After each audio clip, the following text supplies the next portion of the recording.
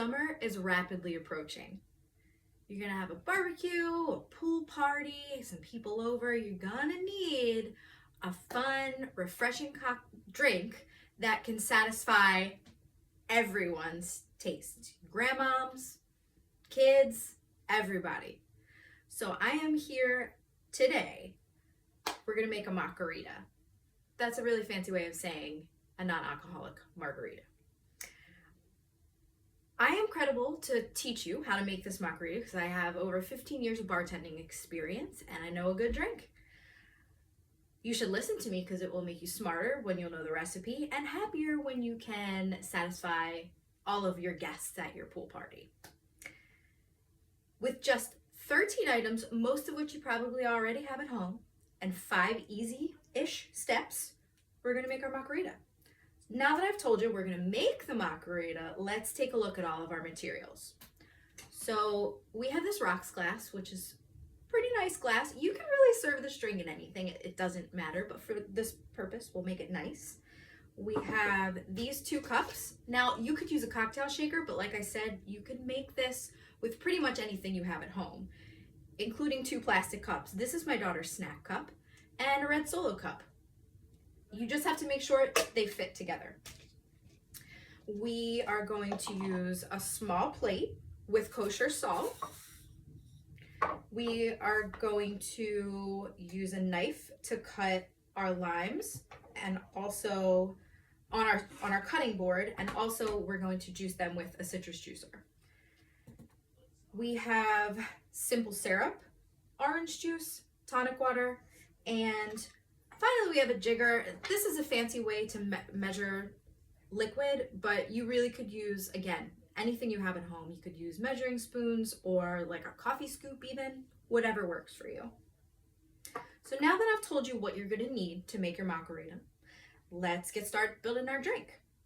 So first things first, we are going to prepare our citrus. So I have a lime here. We are gonna cut some lime wedges.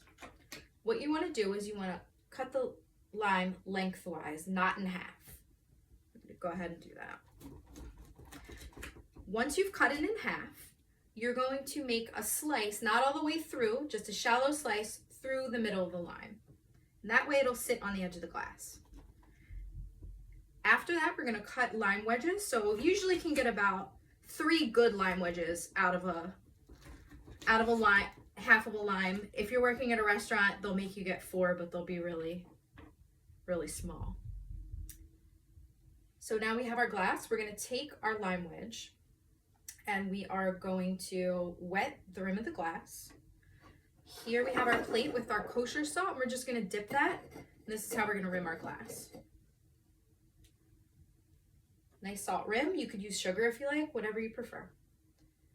Now we're going to put the lime on the glass. That's our prepared glass. We will just shake some ice into that and that's ready to go. So our next step is going to be to build our drink. So we're going to take our drink shakers, some fresh ice in there. We are going to use about 1.5 ounces of lime juice. Now this is a 2 ounce on the top, 1 ounce on the bottom measuring. So we're going to do about that much. Go ahead and add that in. We are going to do about 3/4 ounce of simple syrup. Simple syrup is just water and sugar mixed together. You can heat it a little bit or just shake it really thoroughly until it's dissolved. It's not fancy at all. And we're going to add 1 ounce of orange juice. Okay. Now we're going to put our cap on our glass. Make sure you try this if you're using glasses before you do it. That way you don't spill drink all over yourself. Although sometimes that's amusing for people, so it actually might be a hit at your party. All right, that's enough. You don't have to go crazy. You can invert the lid and pour it out, or you can try to split it, but when you split it, sometimes the ice falls out. So we're gonna pour our mixed drink into our glass. Okay. And now we are just gonna top with some tonic water. You could use club soda. I prefer tonic water because it gives it a little bit of a bite compared to the club soda, but either will do just fine. So now that we've learned how to prepare our margarita, let's conclude so we can enjoy our drink.